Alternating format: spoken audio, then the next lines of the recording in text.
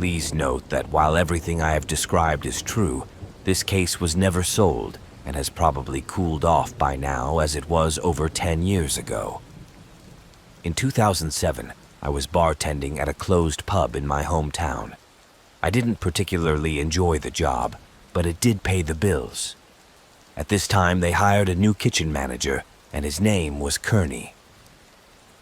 Kearney was a pretty nice guy, mostly kept to himself, but always stayed late to help the bartenders with our duties, and we all loved him for it. New in town, Kearney still had to find a place to live, and I had recently lost tenants, and someone suggested he reach out to me. He was much older than the tenants I usually rented to, but since I hadn't had much luck with tenants my age, I thought an older person with a good steady job might be a shift in the right direction, and agreed. Kearney didn't waste any time either, and followed me home that evening. Only he wasn't alone. Lawrence, Kearney's boyfriend, showed up. To be honest, I didn't even realize he was gay at the time, but it still wouldn't cost me anything. In retrospect, I really should have been worried about Lawrence's looks. Not to be creepy, but he looked like he slept outside. Kearney had moved out. Lawrence had been there a lot too, and it was pretty easy to tell when his cell phone ringtone sounded like a duckling quacking. Kearney also had some habits that are quite remarkable for this story. Specifically, one. He almost never closed his bedroom door, no matter what he was doing there. It was always open. 2. Although he was a very avid smoker, he never smoked in the house. Kenny lived there for about 2 weeks, I would say, when I got horrible conjunctivitis. Since it's so contagious, I was given time off for bartending, so I decided to wait it out at my sister's for a few days. And apparently, I didn't mind infecting her either. Sorry, sister. And so the day came when my sister had to pick me up. No, I didn't know how to drive yet. I happened to walk into a bar that Ben, my good high school friend and then co-worker, and I had built in my house. And something caught my eye. All of our liquor bottles were completely empty. Those who frequented my house at the time know that we were not just talking about 1 or 2 bottles of brandy, but also bottles of whiskey, gin, vodka, snacks, and liqueurs. It was essentially a fully stocked bar that could accommodate a fairly large party without requiring any special additions. I called Kearney, asking what he knew about it, and got the answer that he and Lawrence had been on a bit of a bender. Those were the exact words he uttered. He made me furious about the $1,000 worth of stock they had siphoned off, but at the same time a little impressed that he was actually still alive. However, I said I'd deal with it on my return. So I stayed at my sister's for a few days, and on Friday, I got a call from the local police department asking if I knew Conrad Schultz. Oddly enough, I didn't. And at the end, they added that I would probably know him as Kearney, and that I should probably go down to the station because they had just arrested his boyfriend who was trying to sell my camera. So my sister rushes me home, where the police station already has all my equipment on display.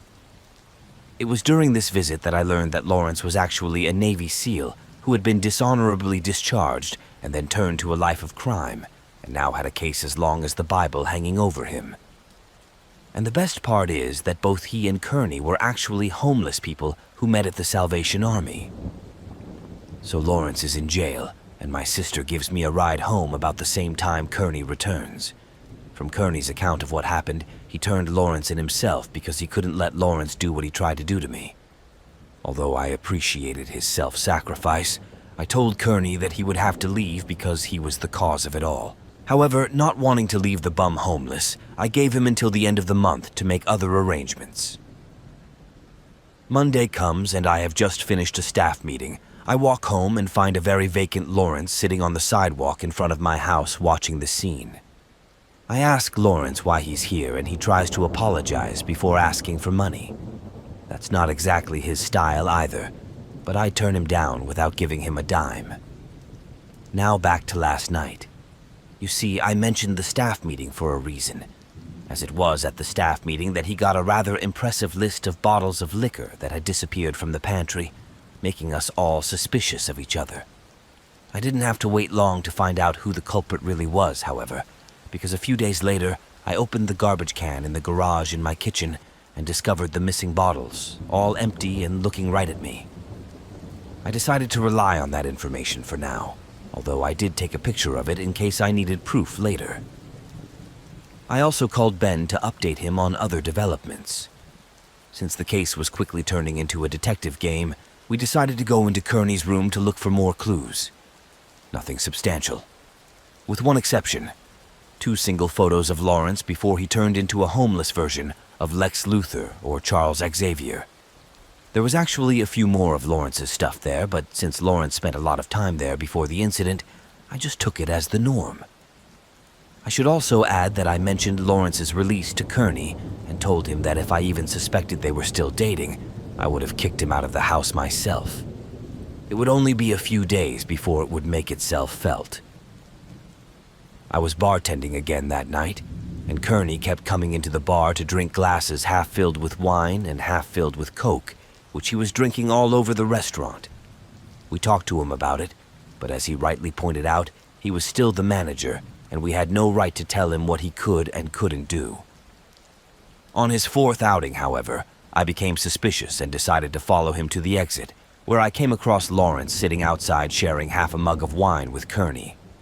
And that really touched me. The next day, I returned to the restaurant with photographic evidence, which I gave to the general manager, also a friend of mine. And although I didn't physically see it, I could hear the confrontation going on through the office door as he fired Kearney.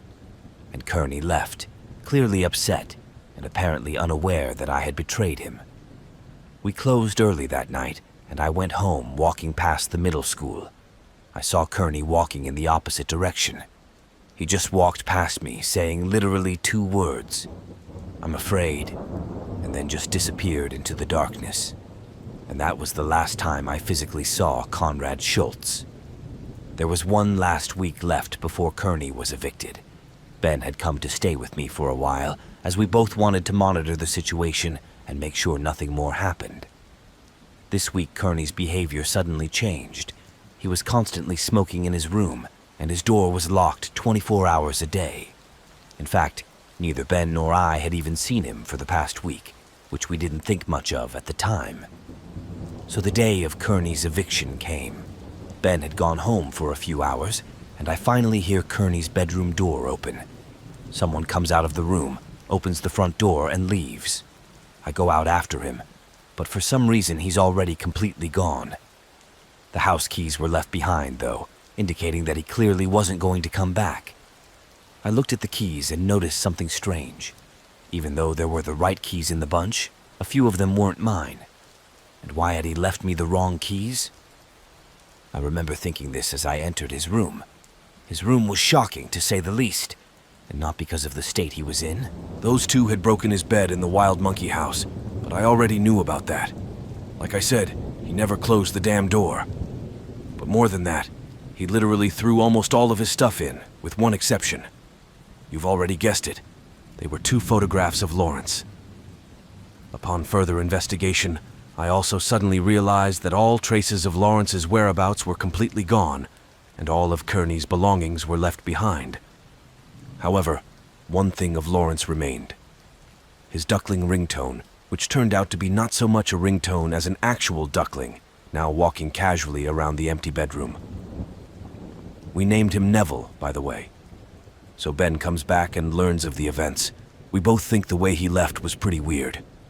Of course, the whole thing was weird. It wasn't until I asked the proverbial question that it all turned into a conspiracy theory. Had you ever seen Kearney in the last week? To our shock, we realized that none of us had.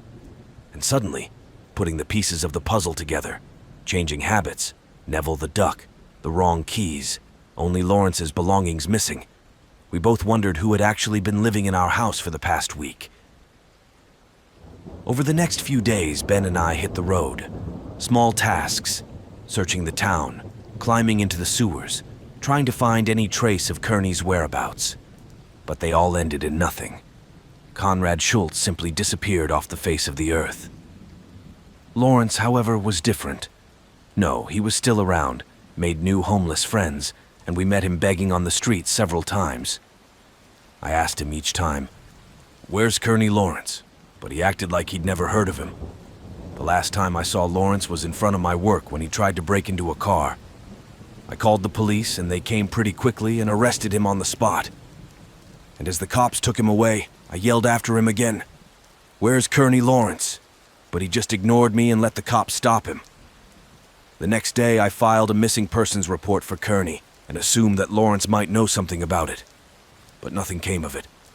My cousin had moved back to town a little over a year ago. I'd say April or June 2018. She has 3 kids. The youngest girl is 5 years old. After they moved into their new place and were finally settled in a few weeks, I, along with other family members, went to visit them. Overall, we had a good time. There was lots of good food and everything. And after dinner, I remembered my little cousin, who was 4 at the time, wanting to play this game. She was in her room upstairs and needed someone to go with her because she was afraid of something. I refer to the fact that she was in a new environment and still getting used to the house. So naturally, as an adult, I prepared to fight any escaped Monsters, Inc. characters so she could get her game on. We got to her room, and she refused to even set foot in it. So I asked something like, "Is there something wrong in here?" She nodded, pointed to the game, and I followed her. Then she told me to be careful in that corner of her room. I asked why, and she said there was a woman screaming in there. She is on fire and screaming loudly. I don't like her. Hearing that, my heart sank like a lead anvil. I quickly grabbed the game and we just went downstairs. Once we got back to the living room, my cousin was back to her usual simpering self, and we played in the corner. Later that evening, I asked her mother, my cousin, if she knew about this loud woman her daughter had told me about. She said that her daughter refuses to sleep in her room until they make this woman leave, and has been coming to sleep in her parents' bed almost every night since they moved in. No other strange things have happened to anyone else in the house since they moved in, but this 4-year-old girl is terrified every night. A month or so goes by and I don't hear of any more horrible occurrences, so I eventually come to the conclusion that my cousin is just having recurring nightmares or something. But then came last night.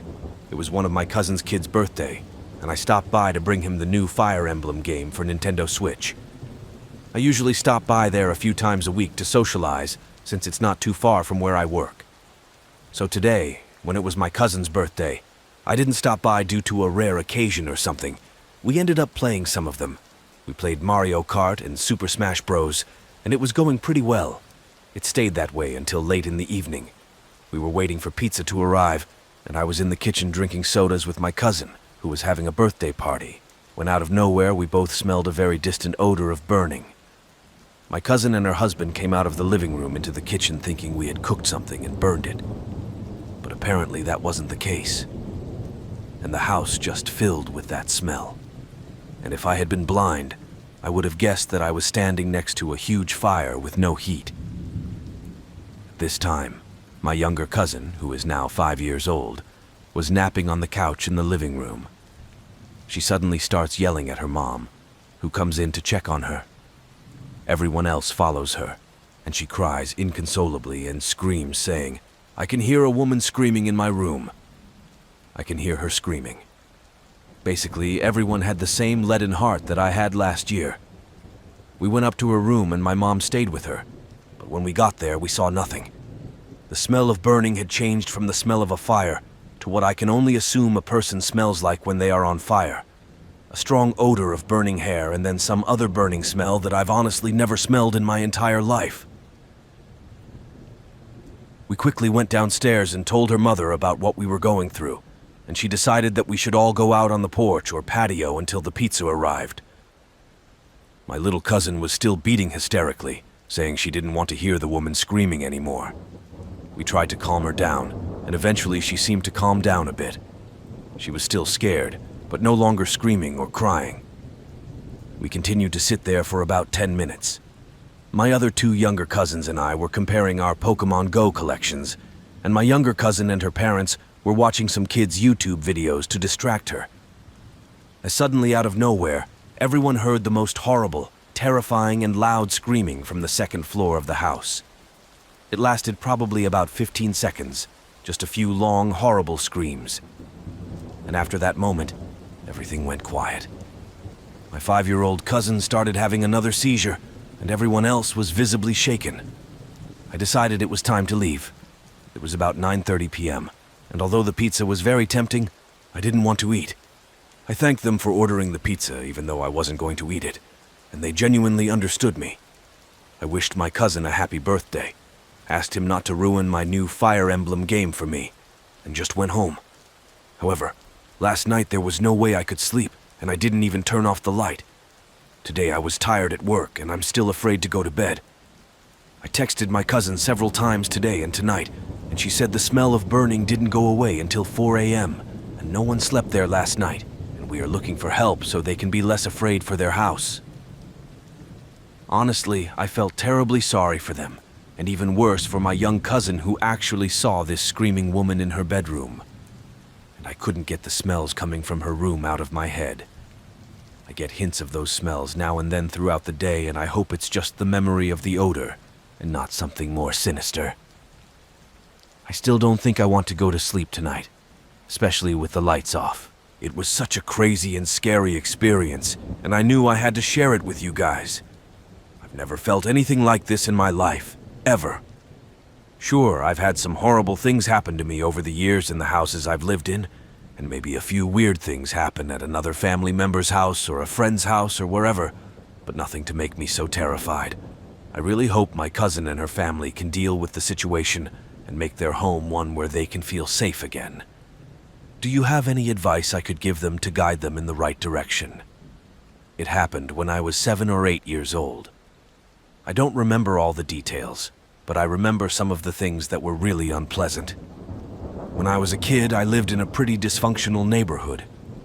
We lived in long apartments that were attached on the sides rather than stacked on top of each other. The fronts of the apartments faced the main road, and there was a small side street for parking in the courtyards. Behind the apartments was a huge field, heavily overgrown, almost like a little forest, and my friends and I used to go there a lot to make hobbit holes in the grass and stuff. My mom really didn't like it when we went there, because there were rude people living in the neighborhood. And she didn't like it when a group of 7-year-olds played where people were also using heroin. But anyway, one day I was in the woods by myself, just exploring and pretending to be Indiana Jones or something. As I climbed out of the tall grass, I saw a small path between a parking lot and the houses in the woods, and I saw a deer lying in the grass. I figured he was just sleeping, so I snuck up on him to try to scare him. I know, not very cool, but I was young and stupid. When I approached, I knew right away that something was wrong. The deer was too still and smelled awful. I couldn't see its face because it had its back to me, but when I approached it, I almost had a heart attack when I saw that its entire belly was ripped open and all of its guts were just spilling out onto the ground. I was by no means a smart kid, but I realized that this was very inappropriate. When I turned around to run home and tell my mom, I saw a second deer nailed to a tree next to the first deer. I don't know how I hadn't noticed it before, but its 2 front hooves were nailed to the tree from above. Its belly was cut open as well, and its ribs were broken with a gaping hole in them. While I was standing there looking at this, a car drove down a small lane. I remember it was a Y car with tinted windows, and it was driving very slowly. I mean, everyone was driving slowly because it was a residential street, but these people were barely moving. I couldn't see what was inside, but I had an eerie feeling that they were just watching me. Of course, I couldn't be sure that they were the ones who mutilated the deer, but I was 99% sure it was them. As soon as they left, I took it home and told my mom all about it. She told me not to go into that field again, and I happily agreed. I didn't really enjoy looking at the insides of the deer, and I wished I could just forget about it. Over the next month or so, I saw this car just about everywhere. It drove down the main road when I was playing in the yard. It drove down the alley when I was in the backyard, and I even remember seeing it at the grocery store when my mom and I were shopping. It may have been another white car with tinted windows, but they definitely drove around the house. I know that for a fact. It was always a white car with tinted windows, and it always drove too slow to be normal. I told my mom about it, but she said it was just a neighbor from the next yard or something. but one day my mom was mowing the front lawn. Because the apartments are in different locations, she had to roll the lawnmower through all the apartments to get to our yard. Being the responsive kid that I am, I was going to meet my mom in the backyard and open the gate for her so she could put the lawnmower in the little shed. As I approached the gate, I saw a car coming down the alley. Normally, a car would drive slowly, as I said. But as soon as it turned the corner, the driver stepped on the gas and pulled up beside me. The back door closest to me opened, and a man came out of it and ran toward me. I don't remember what he looked like, and even if it was him, I just remember dragging my ass back into the house and sitting down the whole time. After that, my dad yelled at me for peeing my pants, and neither he nor my mom believed me about the guy in the car. After that, I never saw them again, and a few more months later, we moved. My parents still think I made it all up, even though they know how dysfunctional the neighborhood was. I don't remember anyone going missing in my town at the time, and I couldn't find anything when I Googled it, but it was pretty messed up, and I have no idea who the people in the car were, why they mutilated the deer, or what they might have planned for me. I still berate myself for my stupidity during this event. It happened the summer I was 14 years old, about 16 years ago. My parents had just moved me into a new house they had built in rural Pennsylvania. It was 2004 and the housing market hadn't crashed yet, so our new house was one of the first in a new neighborhood. It was the kind of neighborhood you drive through and think, yeah, these people definitely have money. I hadn't gone to school yet in the new city, so I didn't have any friends to socialize with that summer. So I spent a lot of time with my mom, driving around our new neighborhood and lounging around watching movies and stuff. However, one night in early August, we had just finished watching something and were getting ready to go to bed. It was one of those summer nights when the windows fog up from the cool air inside. However, you couldn't see anything out of the windows unless you pressed your face against them. When we turned all the way downstairs, we saw that the street lights on our street had come on.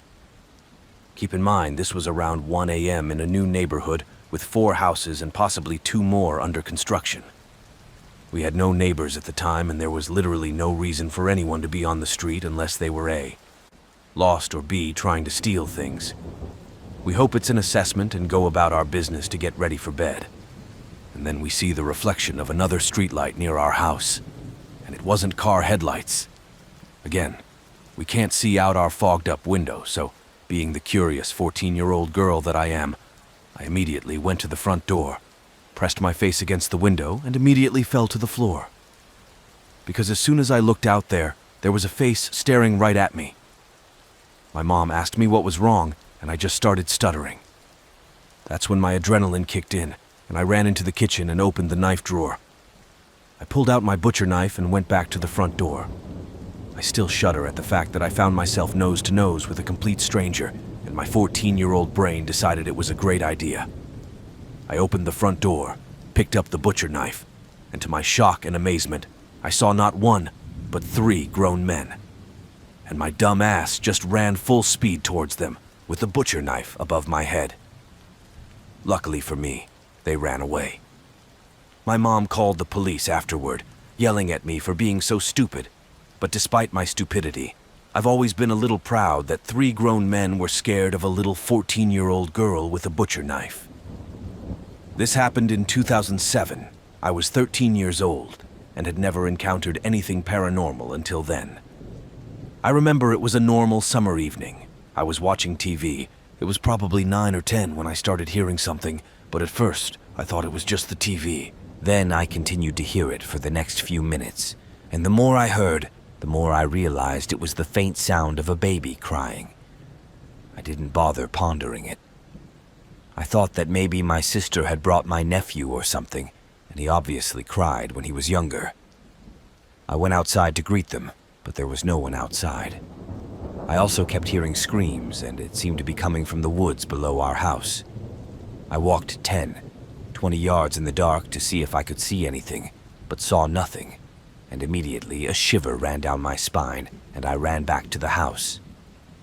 We live in the desert, and the nearest neighbor was 5 miles away.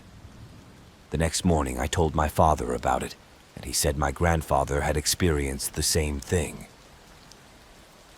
Years ago, he woke up in the middle of the night and heard a baby crying. He went out into the woods and tried to find it. He wandered around in the dark for 30 minutes with a flashlight trying to find him, but found nothing. To this day, I have no idea what I heard, and I refuse to go down into the woods, even though we have cut down almost all the trees. About 6 years ago, my friends and I had a little tradition in my senior year of high school of skating all night and exploring all sorts of creepy places. This was back before any of us had a car, so everyone got around on foot. One night in particular, we drove an hour away from our usual exploring spots and came across a wooded area we hadn't been in before. It was about 2 or 3 in the morning, and the mere sight of this forest gave me an incredible sense of unease that I had never experienced before. However, my friends were determined to go through it, but I decided against it and told my friends that I would just rollerblade or walk and meet them at the gas station on the other side. It took me about 30 minutes to walk around the neighborhood. I waited at the exit of the woods for about 15 minutes before I crossed the 4-lane road leading to the gas station and asked the clerk if the other 3 teens had arrived. He said no, and I went back to waiting at the entrance. Another 10 minutes pass before I hear very heavy footsteps quickly moving away from behind the main gas station building. The next moment, I see all 3 of my buddies covered in sweat, out of breath and looking like they witnessed a murder. We head to the gas station and sit down in a small rest area. They then tell me that about halfway through the woods, they heard strange noises behind them, and when they turned to look, they saw a tall white figure with red eyes looking at them. They said they were crazy and just ran away. As they neared the end of the forest, they heard the rustling of leaves and branches as if they were being chased. They kept running until they crossed the road that separated the woods from the gas station, and when they were beyond it, they looked back and saw a figure standing motionless at the edge of the woods. According to them, it only vaguely resembled a human figure, more like Bigfoot or Yeti, but it was white in color and had piercing red eyes. Honestly, I had never seen anyone as upset as my friends that night. They really looked scared, and that night was the last time they wanted to stay out all night. I still think back to that night often, even to this day. When my parents were in college, they traveled to Florida. They met through mutual friends and were there together, but hadn't gone on a date yet. My dad and one of his friends had planned to meet my mom and her friends at a hotel, but being carefree college students, they lost track of time and realized there was no way to get to the hotel in time to walk. They decided that the best solution to their problem was to just hitchhike, and they were picked up by a car with 2 women in it. Everything seemed fine until the driver asked if he could stop for gas. My dad and his friend agreed that it wasn't a problem since they were having a good time, and she pulled into a gas station. She then poured a full tank of gas into the car and then jumped back in and dumped it on the floor, essentially stealing the gas with 2 hitchhikers behind her.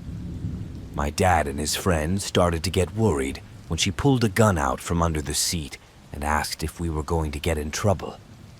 My dad and his friend shook their heads dramatically, because what else to do in a situation like that? And then she took them to the hotel and let them go without a scratch, and they seemed to think nothing of it. Until news reports of the Florida serial killer known as Eileen Warners hit the news. He glanced at her picture and immediately recognized the driver in it. The only reason his father thinks she didn't kill them right away is because they were very polite and respectful to her, and her victims were usually scumbags trying to take advantage of her. Let me start with a little backstory. So, I'm 23 years old, 5'10", a female. I can't be intimidated even if I try. My 2-night job was booked at a hotel in a densely populated neighborhood in Houston, Texas, with no security. And if you know anything about Houston, you realize that can't be good news. With that in mind, I was alone last Tuesday, playing silly online games and listening to Rose's Ryan to pass the time. Around 1 a.m., this man walked in with a crazy look in his eyes. I have cameras next to my desk and I didn't notice any movement before the door opened. But anyway, he walks over to the desk and refuses to look me in the eye, until I ask if he's okay. He raises his head, looks me in the eye, and says, "No, I'm not writing at all." This surprised me, so I apologize and ask if there's anything I can do to help, etc. He says no, and then asks if he can get a drink at the little store next to his table. I tell him, "Yes, of course, get whatever you want. The prices are posted on the wall." Before he leaves to get a drink, he makes sure to tell me, "Don't worry, I have money. I would never steal from you like that." I didn't say anything back, just smiled at him and nodded understandingly. And he wasn't lying. He must have had money because he held out 2 damn bills to me. So now...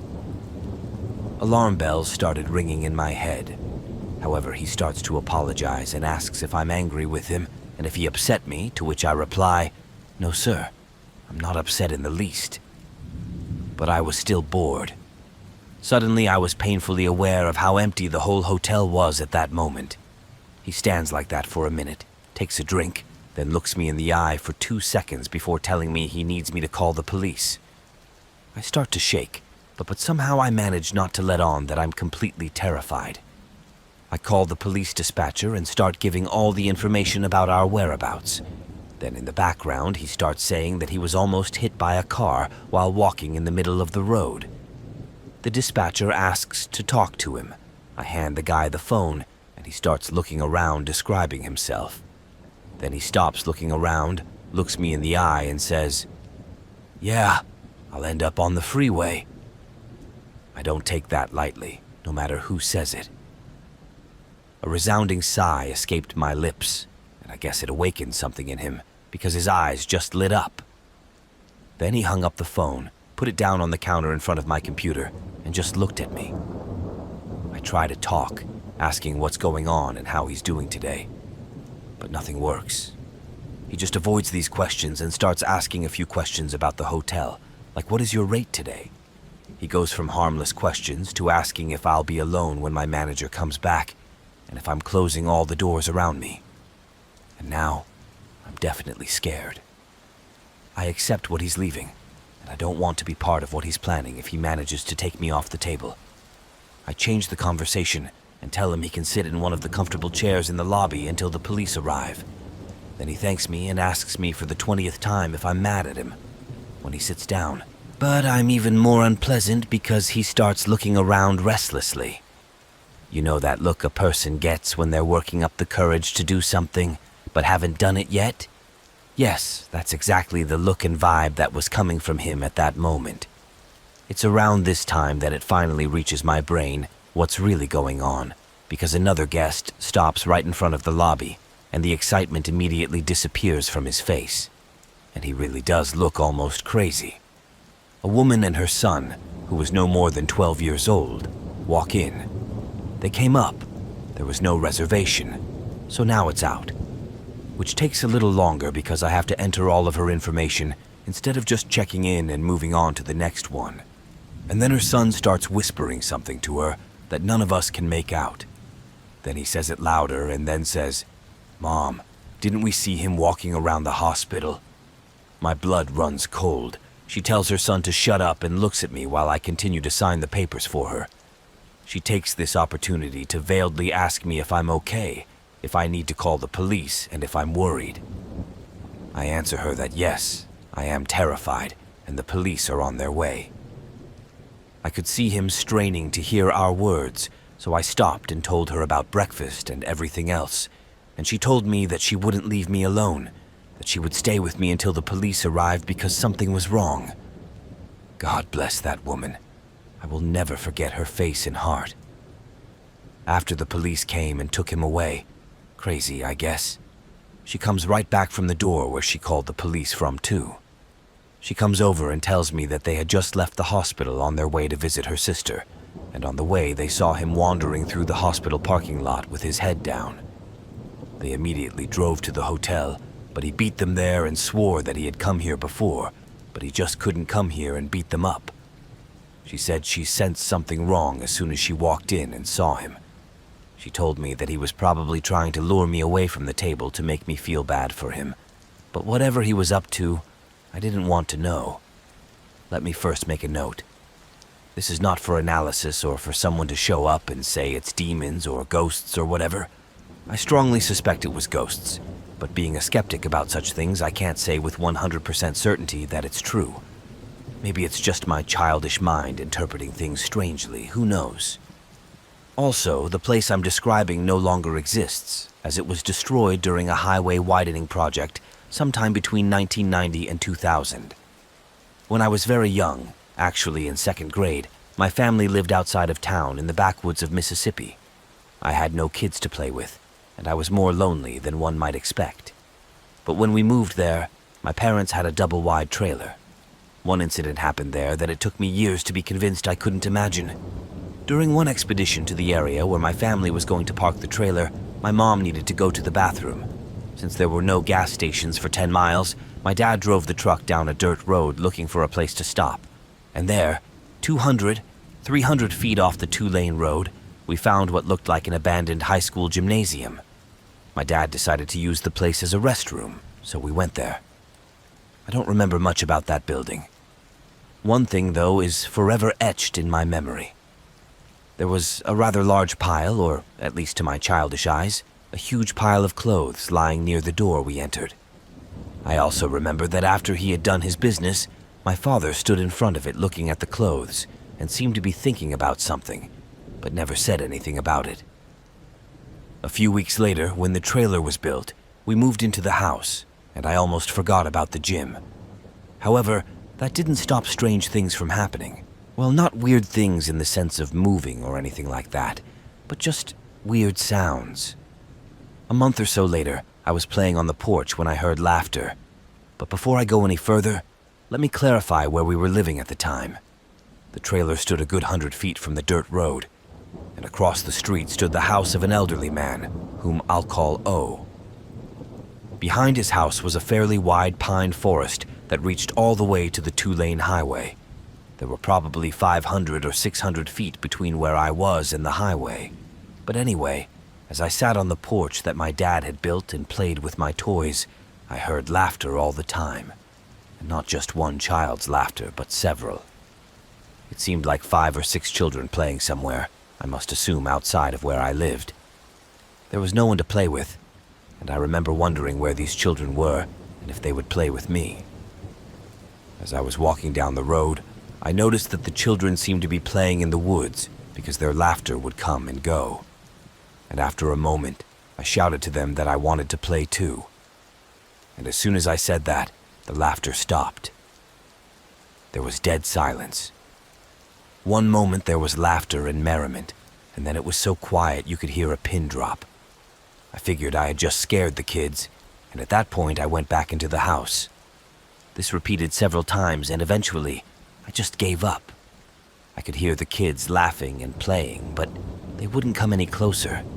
And after a few of these instances, I told my mom about it, and she took on a very strange look on her face and then said she didn't want me to play in front anymore. We lived there for another year or two before we moved, and to be honest, I had pretty much forgotten about the experience. It wasn't until many years later in a conversation with my parents that the story came up again. I recognized part of the story then too, and personal investigation told me the rest. My mother said that her reaction was due to the fact that rumors had reached her that the neighborhood we had moved to was indeed haunted.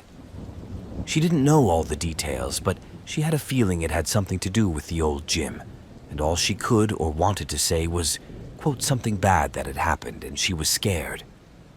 After my parents died, I kind of forgot about the story. It kept going around in my head as something weird, but that's where it ended. Eventually, one sad evening, I stumbled across the website of the church we attended. I quickly emailed the pastor, asking if there was a gym near the place I remembered. I didn't expect to get a response. But 2 months later, I checked my email and discovered that yes, he had indeed responded. And here's what he told me. Not far from the place I described, there used to be a gymnasium, but it was demolished long ago. The gymnasium was part of a private school that existed there from about 1900 until 1979 or 1980. And in the early spring of that year, a tornado came through and destroyed most of a wing of the school, killing several students. The building collapsed, burying the students under the rubble and killing some of them. I think 10 to 15 students or so. After that, they decided to close the school. When it was demolished, they also raked clothes out of lockers and various places, piling them in the gymnasium in a tall pile that I remember. The gym was left because they hoped one of the local churches could use it, but given what happened there, it was eventually abandoned. Interestingly, the lot behind O's house was also once part of the school grounds and was used by the students as a sort of playground. This explains why O was always digging up old toys, mostly metal trucks and the like, that he used to give me. However, in retrospect, I have come to the conclusion that what I heard had something to do with the old school and the loss of life there. Though I also wonder if it was just my childhood fantasy or something like that. Perhaps that's also one of the problems I had with the story. For all I know, my parents may have mentioned what happened at school at some point, and I just overheard. And in my lonely state, my mind and imagination could have just run wild. Anyway, I thought you might find this story interesting, to say the least. I was working the evening shift at a gas station, and a man came in, completely disoriented. I went to help him, and he had a huge gash on his head, and didn't realize where he was. I didn't see any accidents nearby, so I figured he must have fallen or something. Normally, we are supposed to stay inside the glass cash register when someone is in the store, but like a good person, I went to help by calling the police and ambulance. They arrived, examined him, and decided he probably had a broken head. They took him to the ambulance, and I went back to work. A few hours later, the cops came over for coffee and told me that the guy had actually been hit with a baseball bat while trying to break into a little girl's bedroom and was wanted for rape and murder in 2 other states. And I never left the check-in area at night again. Last night, Wednesday through Thursday, I was home alone because my girlfriend has a sleepover at her house every Wednesday. Since she doesn't like to smoke, I usually smoke Wednesday night and Thursday morning when she's not with me. I wait until the night before to go to my grandmother's garden and just smoke so I won't be noticed. This is a daycare center where about 14 people have their own plot. I hope you know what I'm talking about. My grandmother's garden is one of the least noticed in the back. Usually when I get there in the evening, I just sit in a chair and watch the night go by while having a smoke. Nothing has ever happened before. But last week there was a birthday party there for some young people who may have seen me, but ignored me, and their party was in front of this garden anyway. But last night was completely different. I smoked at home, took the dog, and went to the garden at about 12:30. Nothing much was going on there, and I just wanted to relax and look at the sky and stuff. But when I got there, something was wrong. It was my first time there, and the door was unlocked. Even the partygoers from last week's party had locked the doors when they were inside. I stopped and looked around to see if the lights were on or something, but there was nothing. Eventually, I just thought that maybe the last person had just forgotten to lock the door or something. I walked down the path to my grandmother's garden, my dog sitting on a chain 2 meters in front of me, and I just sat on a chair facing the path and watched to see if anyone was coming. Just behind me were thick bushes and a fence. Behind the fence, the bushes and trees are about 1 meter thick, so you'd have a pretty hard time seeing the street. So I sat down and started smoking. Unfortunately, the day was overcast and there were no stars to be seen, but at some point, out of the corner of my eye, I saw something. Something was standing behind me, about 1.5 meters high and about 3 meters to my right. Obviously startled, I froze and just stared at it. And when I focused, I noticed that it was the black outline of a small, chubby man. His head would appear on the left side of the tree, then disappear again. The tree is near the garden exit, and to the left of it is my grandmother's garden house. It's not very big, but it has 2 paneless windows to look in and out. After a few minutes, still looking at this dude to my right, I started to notice movement to the left of the vegetable garden next to ours. There's a fence between the vegetable gardens, but I still saw something. And there was another guy, all in black, humanoid figure, slightly more athletic looking than the other guy, sneaking around on tiptoes, walking straight towards me. They were still about 4 meters away from me, and my dog must have sensed the person on my left as she was looking directly at the person walking towards me. At one point, she tried to run away, but the chain wouldn't let her break free. She just hid her body around the corner looking around. Now this man is just standing there looking at both of us. I turned my head left and right to see if anyone else was there, but there was no one, and the man just stood there looking at me.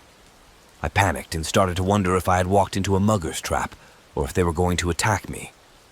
I wanted to appear confident and strong, ready to fight when one of them approached, when suddenly I heard someone approach the fence from outside. Turning my head to see what the commotion was behind me, I began to realize what was going on.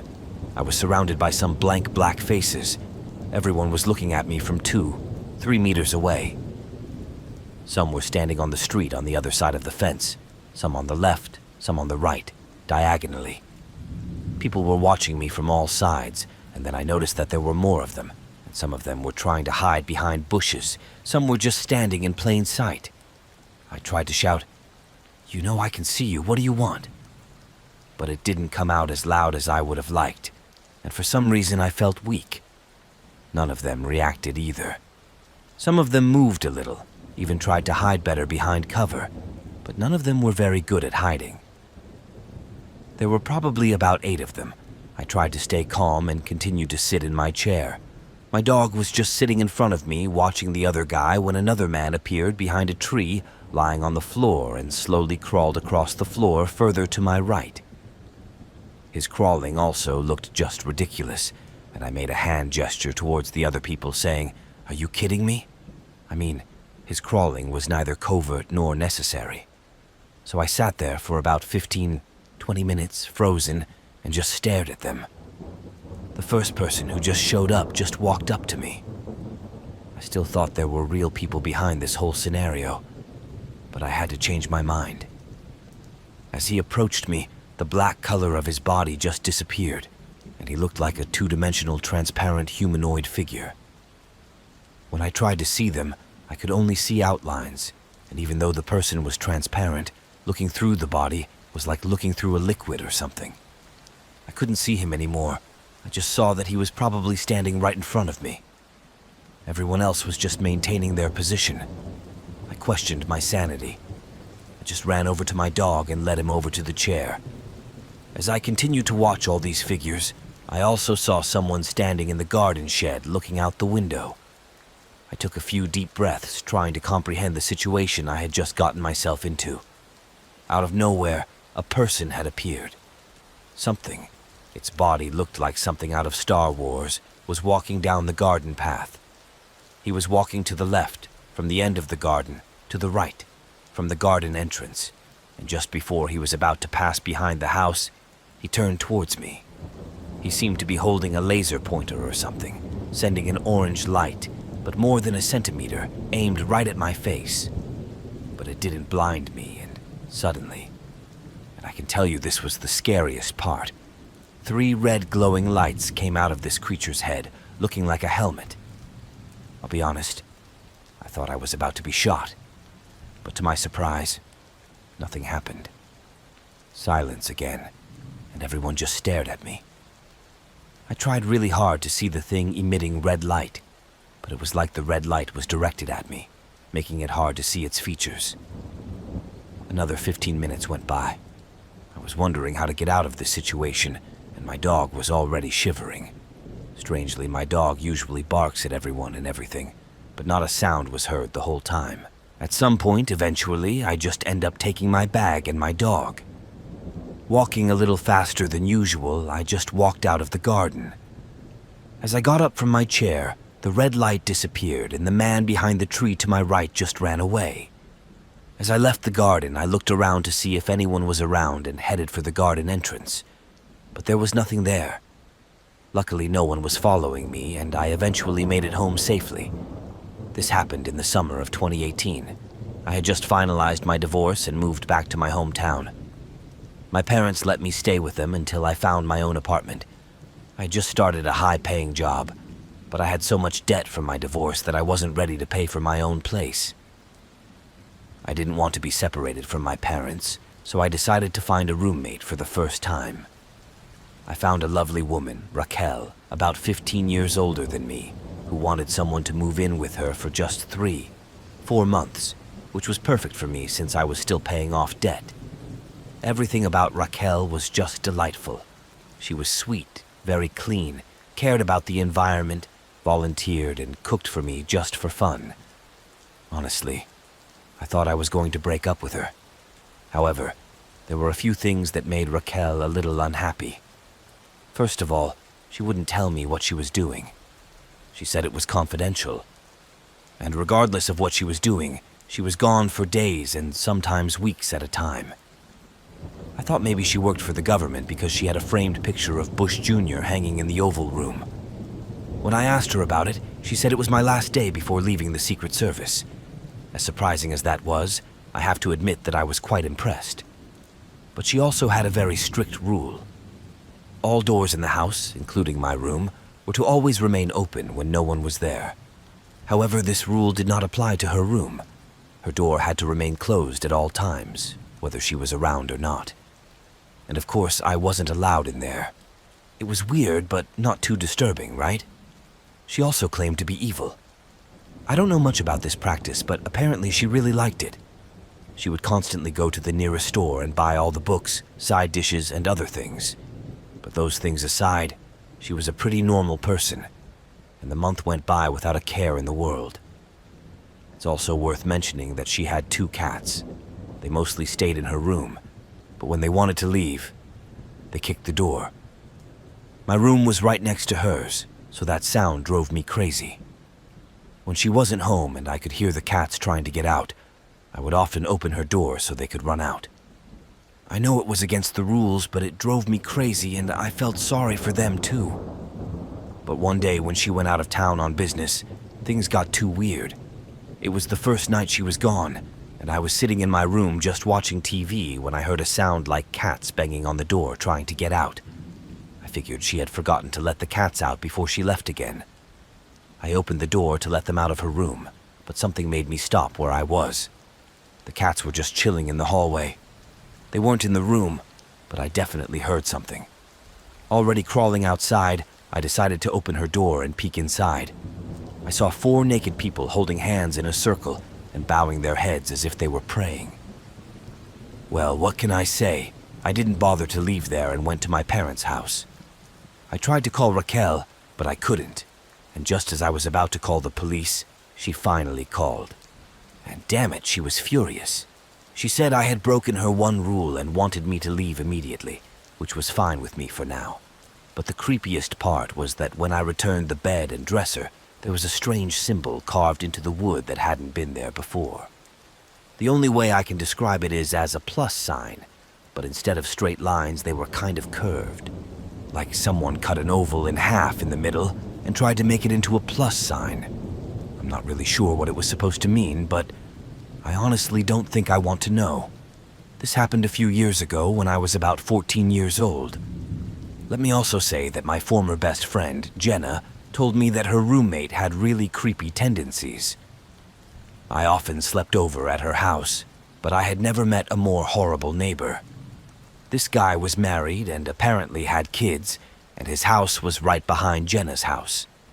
Her backyard was also surrounded by a wooden fence that separated the neighbor's yard from theirs, and Jenna had a deck, and the stairs were a few feet from the house, so a fairly small person could fit between the steps in the house. Standing on the deck, you could see the neighbor's yard, but standing on the grass, you couldn't. Not if standing on the grass. So after realizing we had a half day of school, I went back to Jenna's house. I wasn't allowed in that day, but since we were inseparable, it didn't matter, and we didn't expect her mom to be back from work for a few more hours. Her mom came back early, and Jenna and I went out in the backyard so her mom wouldn't see me and we wouldn't get in trouble. We went outside and squeezed between the steps of the house so her mom wouldn't hear the gate in the fence open because it makes a lot of noise every time it opens. We waited a few minutes until we heard shuffling in her neighbor's yard. Through the gaps in the wood we could see him, and we thought he was throwing out trash or something. But instead, he climbed on top of the container and stuck his head through the fence to peek through their windows. From the backyard, you could see Jenna's mom's window, the bathroom, and part of the kitchen. We could see him, but he couldn't see us.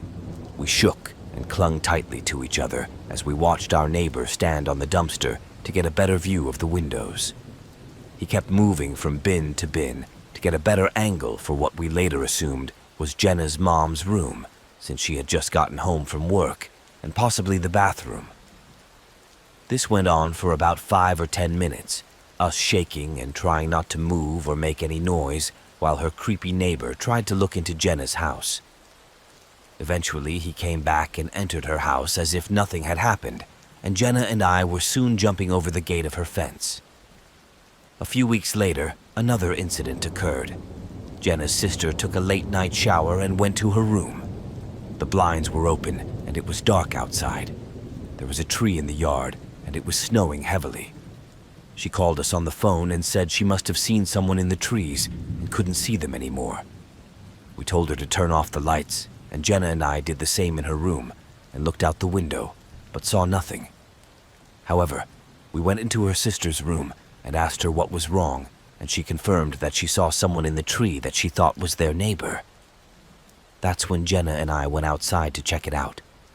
By then, he was clearly gone, but we found fresh boot prints in the snow that went from the neighbor's yard to the tree and straight to Jenna's sister's window, and then flew back to the neighbor's house.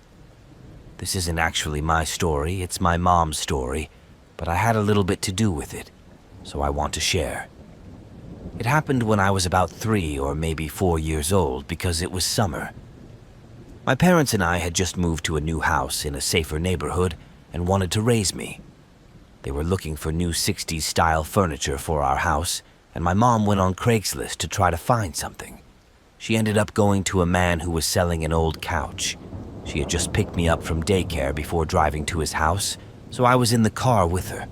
My mom is a very smart woman in general, although I'll admit that being a first-time mom wasn't the best idea.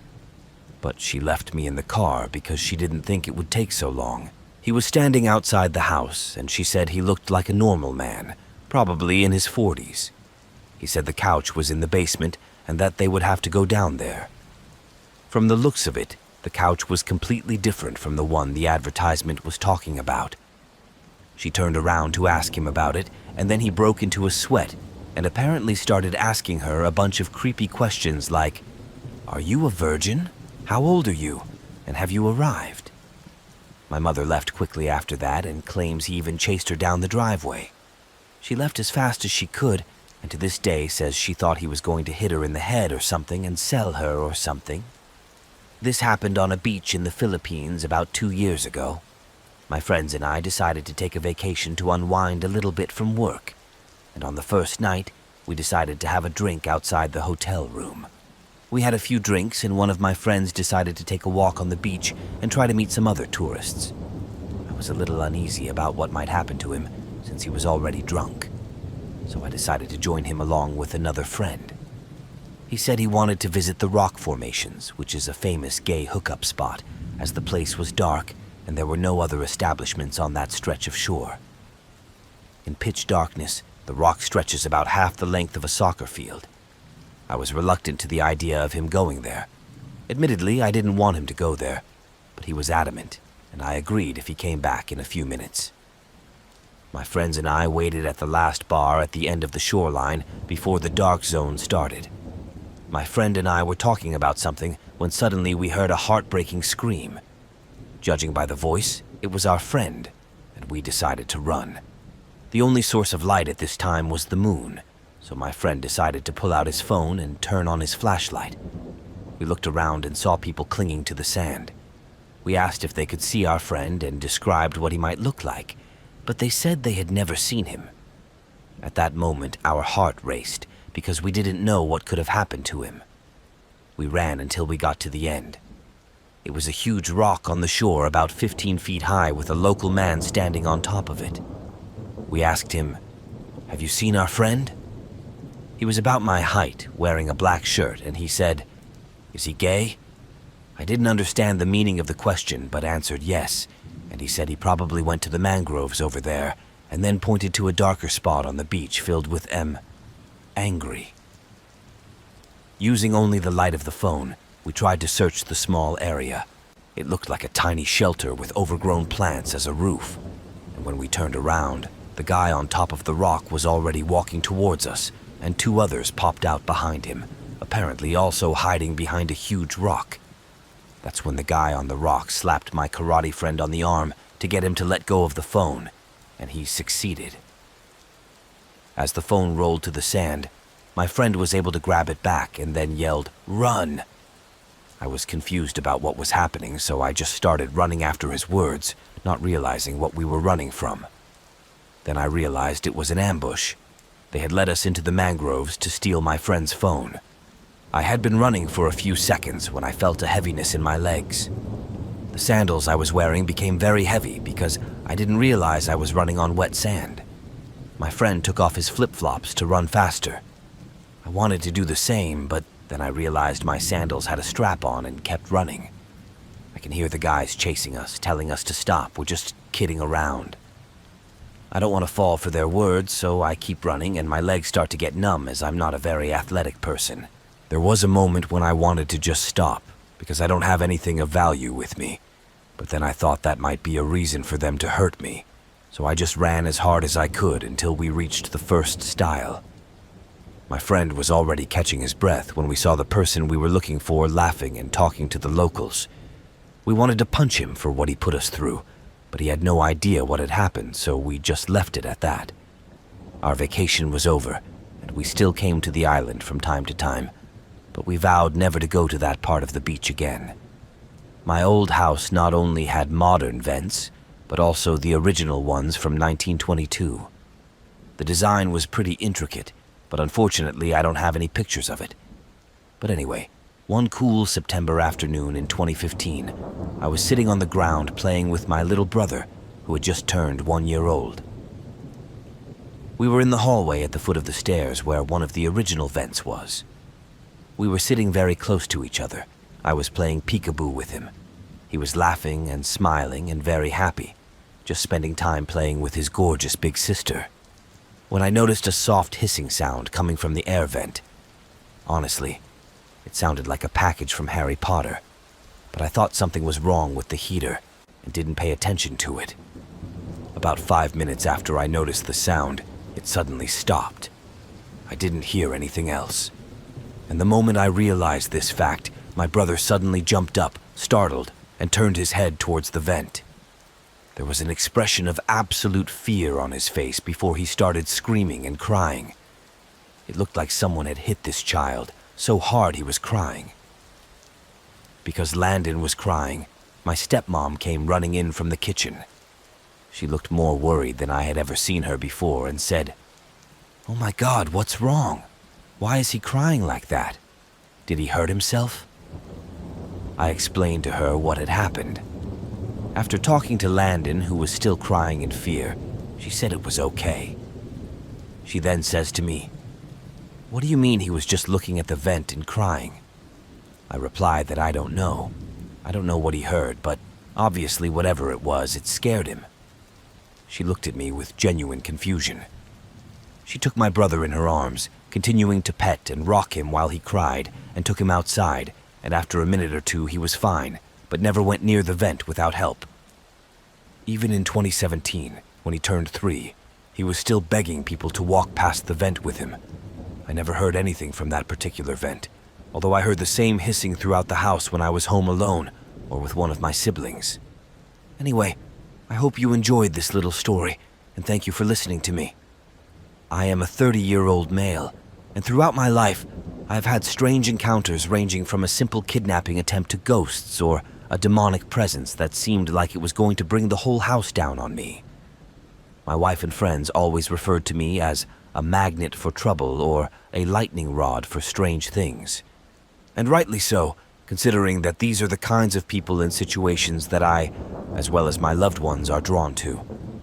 I usually just listen to stories on YouTube, but my best friend encouraged me to share my experiences. So I decided to start with one of my favorites. So around the ages of 18 and 19, I love to go camping and hiking from time to time, and living in the northwestern United States hasn't stopped me from doing so. In fact, The cold, damp, and bleakness is strangely comforting to me. Spending a fair amount of time outdoors, I've met like-minded people from time to time. Some of them are also Native Americans. I grew up with a small group of local boys around my age, maybe 4 years older, and after running into them a few times, they noticed how respectful I was to others, or at least that I didn't have a glamper's license. I think that gave them enough reason to invite me to join them one weekend. Let's call them Wolf, Hawk, Bear, and Ted to keep it simple. So I met them at the edge of the forest before dawn. We all preferred to start early and as far away from civilization as possible, within reason, of course.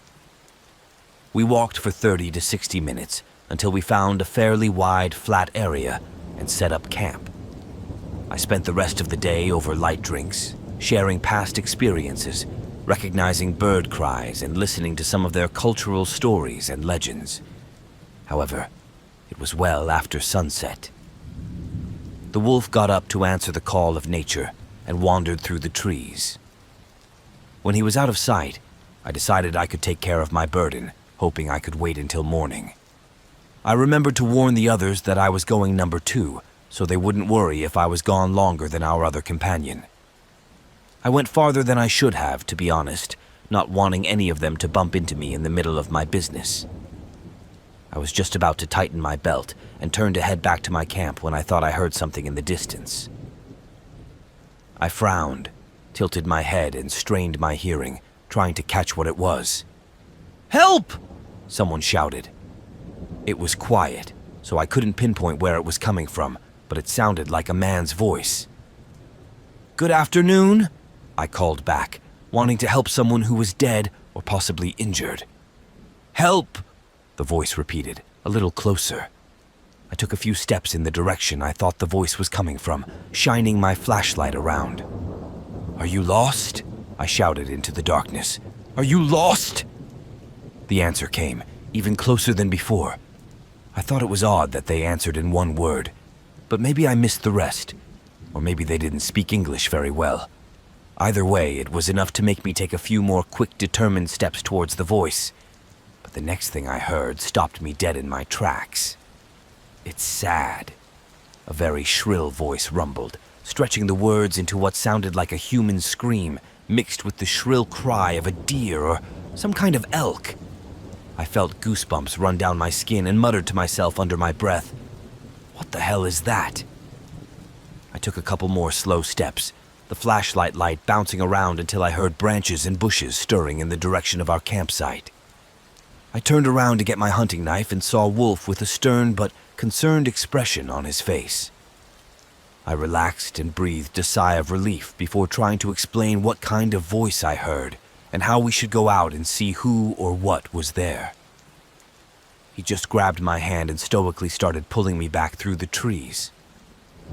I didn't resist, but kept trying to at least try and save the man in the woods. His response, however, was horrifying.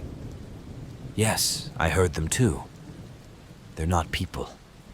Human," he muttered. I was too surprised to say anything else before we turned back to the rest of our group. As soon as we were in sight, they started clapping and cheering, raising their beer cans as they laughed.